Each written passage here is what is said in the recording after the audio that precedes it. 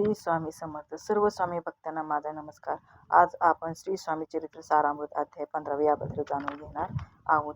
तीर्थयात्रा करणे, हठयोग आदी साधनाचा आग्रह धरणे, वेदाभ्यास आणि शास्त्रज्ञान हे जरी योग्य रीतीने अवगत असले तरी केवळ निश्चिम आणि निरपेक्ष भावनेने जरी श्री स्वामीची मनोभावे भक्ती केली तरी चारी पुरुषार्थाची प्राप्ती होते.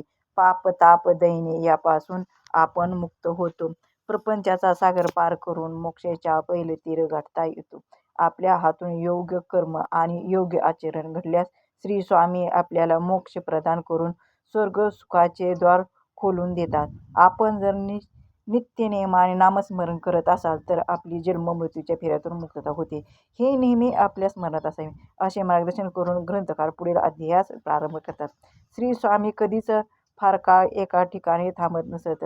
आसपासच्या सर्व गावांना ते भेट देऊन आपल्या भक्तांचे गाऱ्हाणे ऐकत आणि आपल्या भक्तांना योग्य मार्गदर्शन करून तसेच जरुरी असल्यास चमत्कार करून हे दुःख मुक्त करीत असत. असेच एकदा श्री स्वामी मंगळवेढा येथे आले आणि श्री स्वामी काट्याकुट्यांची शय्या करून जमिनीवर झोपले होते. त्याच गावात बसप्पा तेली नावाचा एक दरिद्री इसम राहत आणि घरात चूल पेटविण्यासाठी सरपण शोधत शोधत बसप्पा जिथे श्री स्वामी झोपले होते तिथे येऊन पोचतो. श्री स्वामी जवळ पोचताना बसप्पाच्या पायात काटा रुततो.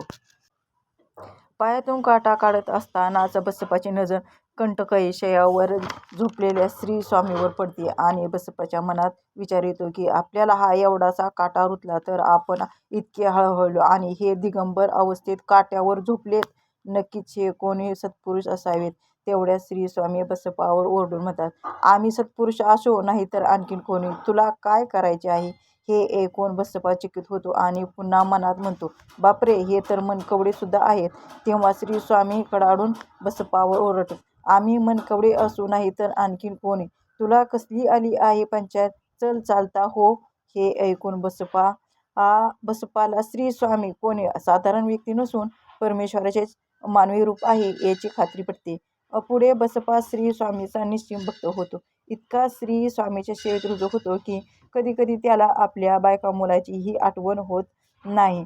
श्री स्वामीच्या बालुमन्नत पिशाच्य वृत्तीमुळे गावातील अजान गावकऱ्यांना श्री स्वामी म्हणजे वेडे वाटत. त्यामुळे बसप्पा ह्या वेड्या महाराजांच्या नादी लागून आपल्या संसाराची माती करत आहे असे म्हणून गावकरी आणि त्यांची पत्नी बसप्पाला सारखे हिणवत असत.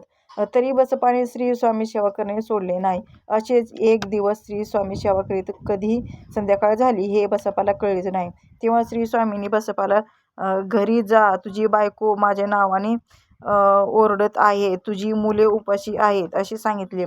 पण बसप्पाला श्री स्वामी चरण सोडवत नव्हते. बसप्पा श्री स्वामीचे पाय चेपतच राहिला तेव्हा श्री स्वामी उठतात आणि जलद गतीने अरण्याच्या दिशेने चालू लागतात.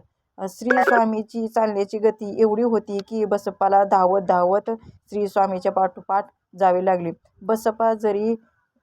बसप्पा घरी जाण्याऐवजी पाठोपाठ सेवा करण्यासाठी येत आहे हे पाहून पुन्हा बसप्पाला श्री स्वामींनी घरी जाण्यास सांगितले. पण बसप्पाने नाही ऐकले. तेव्हा श्री स्वामींनी प्रेमाने बसप्पाला म्हणतात, घे, हवे तितके घे, मनापासून तुझे दारिद्र्य संपले, संकोच करू नकोस. तेव्हा बसप्पा भीत एका सापाला उचलून आपल्या डोक्यावरच्या कपड्यात गुंडाळतो आणि श्री स्वामी सोबत एका देवळी येऊन पोचतात.